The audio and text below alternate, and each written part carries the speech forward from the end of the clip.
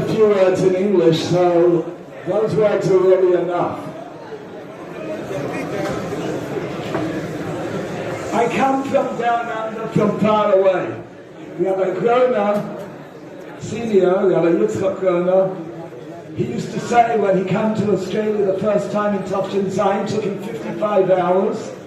Baruch Hashem, I made it here in just 52. Baruch Hashem, in 75 years, we've cut off 3 hours from the journey, and I got here in 52 hours. People who live here,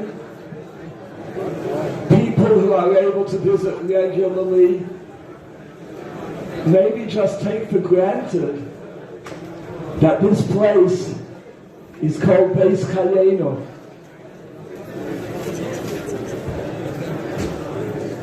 I shake when I'm in this place, and I have adrenaline running up and down my spine and every part of my being in this place. There were people singing there just before. Every chassid connects together with the time they were there. You know, I once came back to Melbourne after bringing my kids here for Tishrei Tavshin and Daled. And in Melbourne there was a discussion, should we sing Yechi Abinenu? I said, what are you doing? What are you talking about? My kids, they were every day at davening with the Rebbe, and every day the Hachana for davening was Yechi Abinenu, and every day after davening was Yechi Abinenu. Even though when I was younger, the nigun, it was completely different. It was different words, same nigun, different words.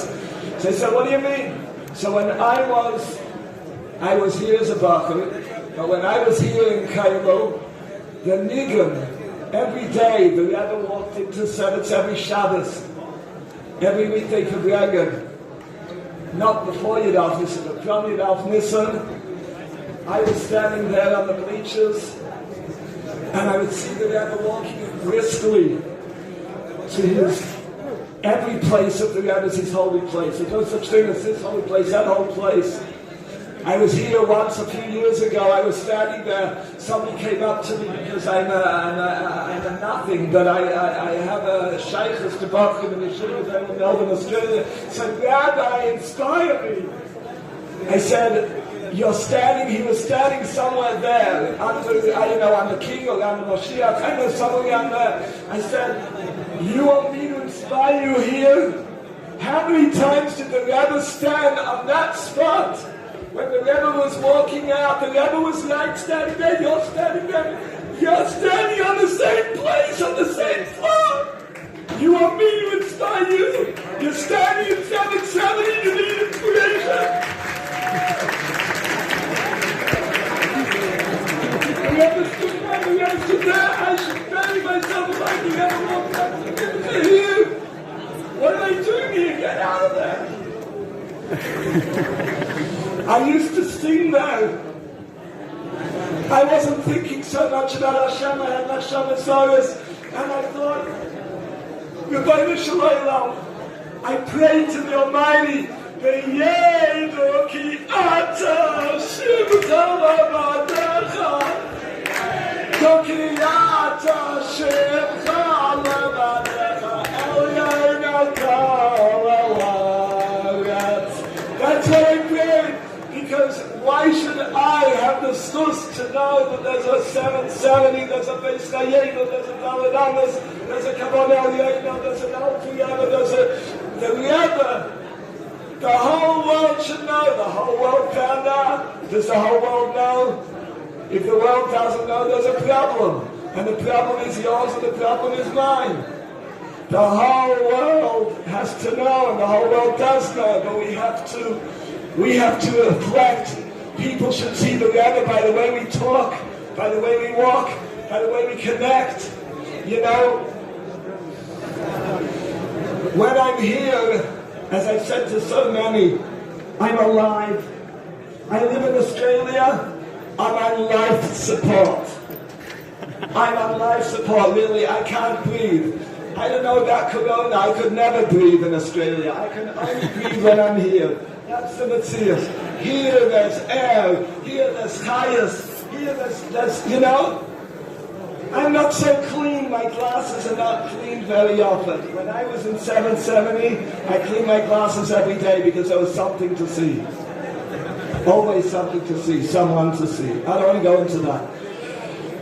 I come to New York to 770, and you learn about Elikus, B'Pshitus, and Eilam B'Schatshus. All the Mashpiyim talk about it, but maybe you don't even realize it. But here, that is the Metzius. The Rebbe Kafzich and Mashiach, and we have to have a whole thing. What do you say to Mashiach? How do you Mashiach? What do you Mashiach? It's because, you know, people from Eretz Yisrael used to tell me, what are you talking about? Huh? When I was a Bochu, when I was a young man, the Rebbe was Melech in Eretz Yisrael long before anything happened here in New York. And you know why? Because here, we just live Rebbe. If a Rebbe needs to be a Navi, a Rebbe's a Navi, if a Rebbe needs to be a Mashpia, the Rebbe was Rebbe. We didn't know the words, we didn't know the things. Because we're living with it. And when you're here, I don't have responsibility here. I understand that some people probably still go to work, not the bathroom. And there's any good right still go to work and go to the family. So you know what? I don't have that responsibility, so I wake up and I fall wherever I fall after I leave my home and I get into a mikveh and I come here and I learn a line and a daven and I can learn. It just happens. It just happens. Anybody learned the Siyum of the Rebbe? The Siyum HaRambam? Where the Rebbe speaks about mitzvahs v'teilus l'asing lavoi. Where the Rebbe says, what are mitzvahs v'teilus? We don't need to be commanded to do things. Elikus happens. Yitzhak's work is manifest. It just happens. How could you bury somebody with shatnez? Because if the Almighty doesn't like shatnez, when he wakes up, there won't be shatnez. Whatever needs to happen, happens, and that's all. In 770, Baruch Hashem, I suppose the Bachrim who are learning 770 just live that. There are people who are not always at 770, they visit from time to time. I don't visit so often now. We have like Shamachia Minayim, so I'm probably not alive.